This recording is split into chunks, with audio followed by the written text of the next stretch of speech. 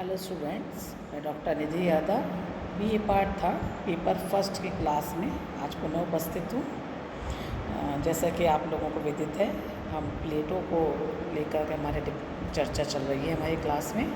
और पिछले क्लास के अंदर हम प्लेटो की न्याय योजना पर हमने विचार किया था, क्योंकि हमने देखा कि उनका जो उनकी जो मेन पुस्तक है रिपब्लिक, उसका मूल उद्देश्य आदर्श राज्य की प्राप्ति है। और आदर्श राज्य की प्राप्ति के लिए वो दो योजनाओं पे चलते हैं, दो साधनों को लेकर के चलते हैं जिसके द्वारा आदर्श राज्य को प्राप्त किया जा सकता है।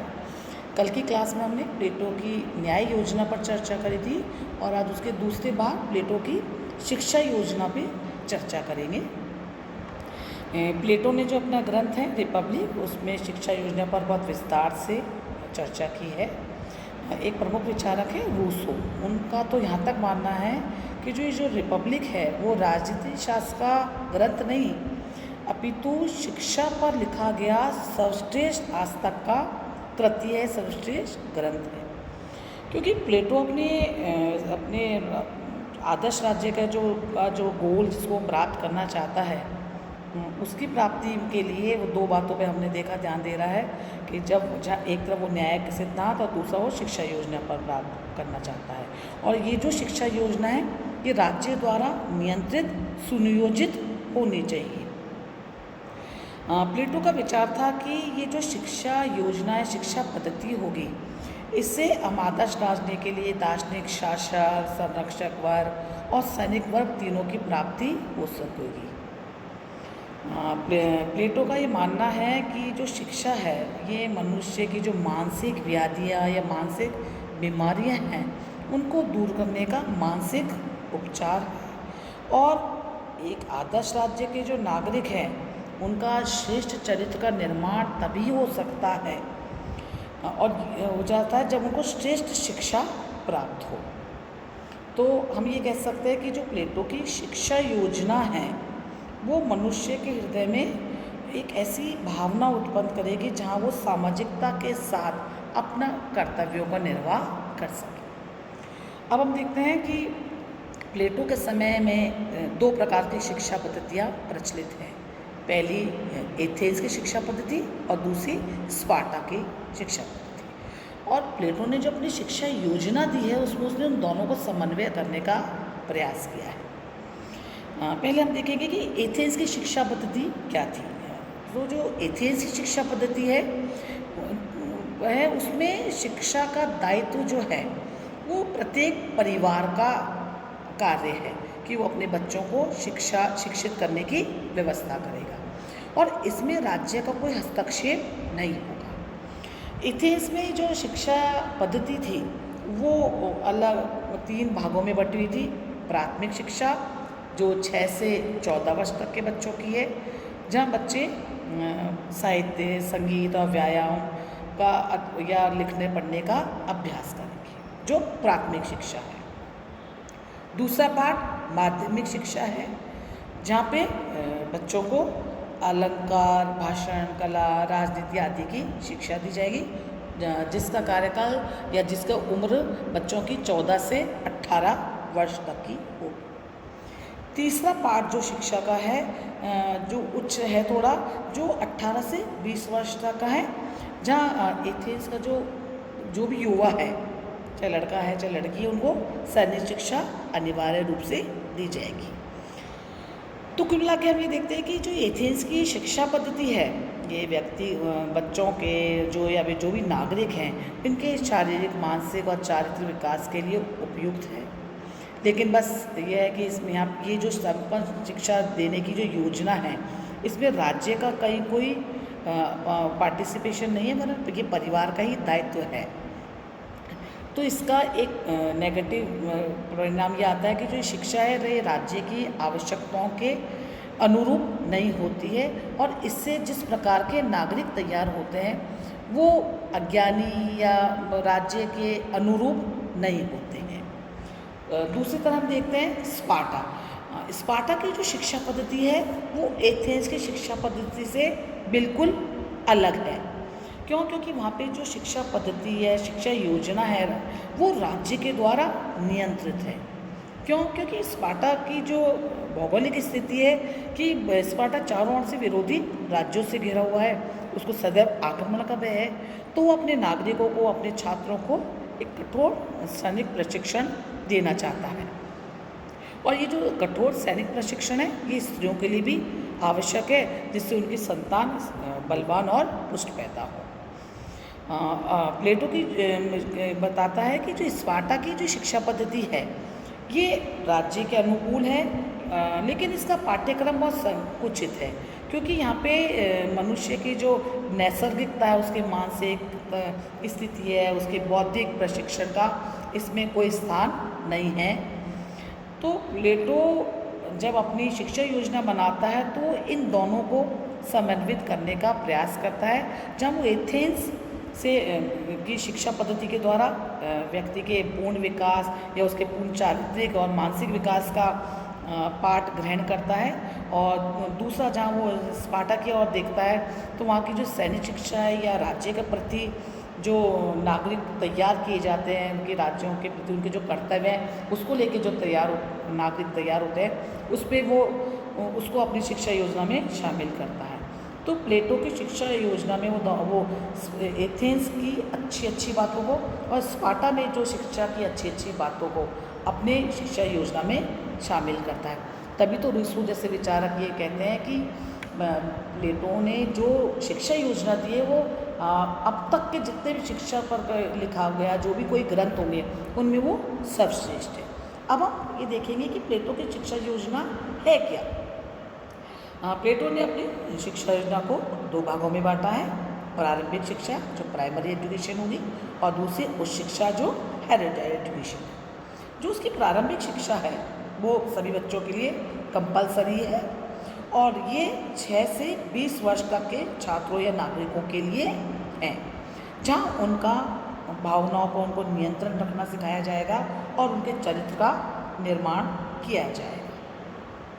और इस समय जो पाठ्यक्रम होगा उसमें 2 विषय कंपलसरी होंगे, व्यायाम और संगीत।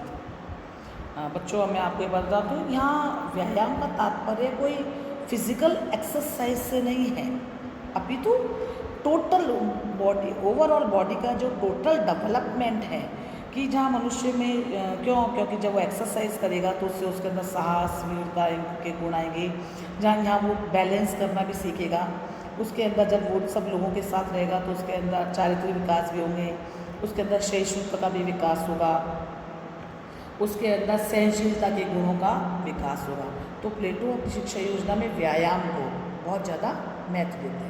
इसके साथ ही साथ वो संगीत को भी अनिवार्य मानते हैं, क्योंकि उनका मानना है कि जहाँ व्यायाम शरीर के लिए आवश्यक है, शरीर की एक्सरसाइज है, वहीं मन की भी एक्सरसाइज के लिए कुछ चाहिए।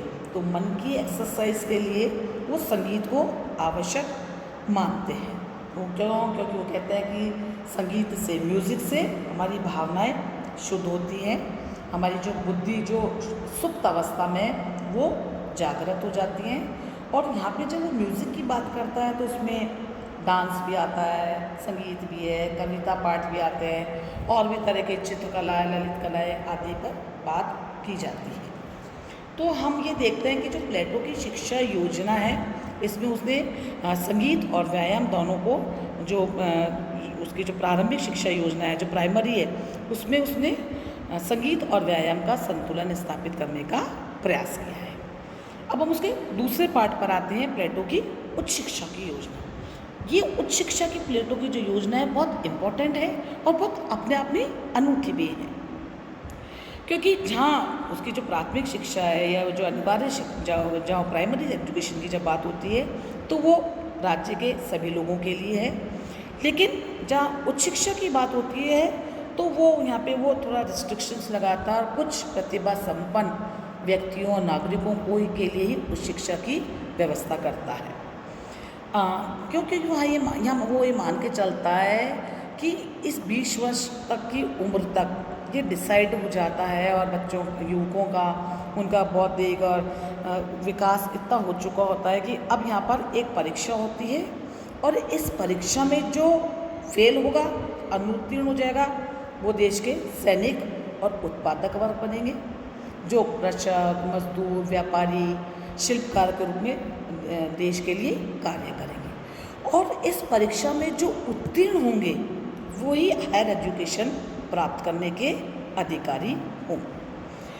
अब प्लेटो ये कहता है कि जो ये हायर एजुकेशन जो प्राप्त करेंगे, इस समय जो शिक्षा प्राप्त करेंगे, ये व्यक्ति बनेंगे राज्य के शासक या संरक्षक वर्ग, जिनमें बुद्धि का या ज्ञान की प्रचुरता होगी। इसमें वो स्त्री और पुरुष दोनों को शामिल करता है। और जो पाठ्यक्रम है, उस पाठ्यक्रम में गणित, नीति शास्त्र, ज्योतिष और दर्शन शास्त्र को प्रमुखता से वो रखता है। यहाँ 2 विषय प्लेटो के प्रमुख रूप से उभर के आते हैं, जिन पे वो जो बहुत ज़्यादा जोर देता है। वो सबसे पहले वो कहता है गणित के लिए कहता है। गणित को वो अपने अध्ययन में या जो दर्शन के भावी हमारे जो संरक्षक बनेगा, शासक वर्ग बनेगा, वो उनके लिए आवश्यक मानता है। इससे वो अपनी उच्च शिक्षा में गणित को महत्वपूर्ण स्थान देता है।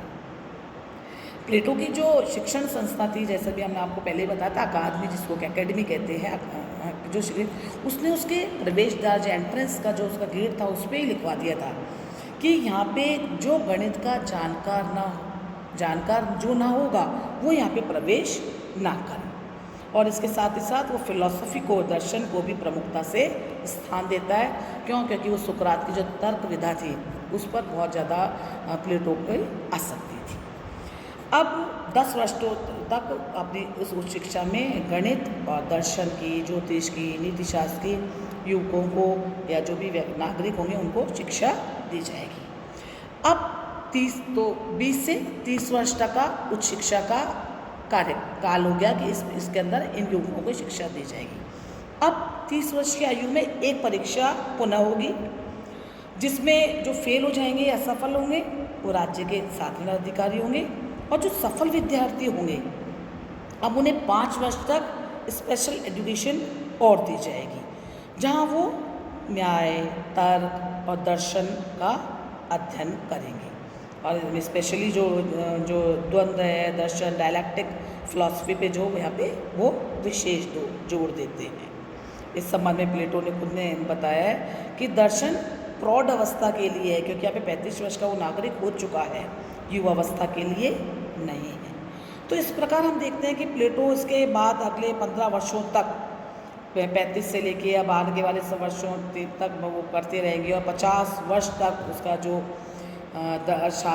दार्शनिक शासक वर्ग है, संरक्षक वर्ग है, वहाँ पर वो अपने लोक व्यवहार और शास्त्रों का गंभीर अध्ययन करते रहेंगे और दर्शन के दार्शनिक रूप के अंदर अपनी व्यवस्था, अपना एक शिक्षण कार्य कर लेंगे और यही लोग शासक बनने के अधिकारी होंगे। सबाइन के शब्दों में हम ये कह सकते हैं कि जो प्लेटो की ये उच्च शिक्षा योजना का जो सुझाव है, ये सर्वाधिक मौलिक और महत्वपूर्ण है।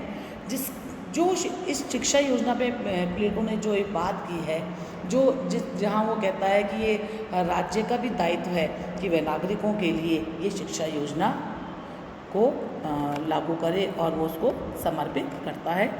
कल की कक्षा में प्लेटो की जो शिक्षा पद्धति है, इसकी क्या क्या विशेषता है, इन पर हम चर्चा करेंगे। Thank you.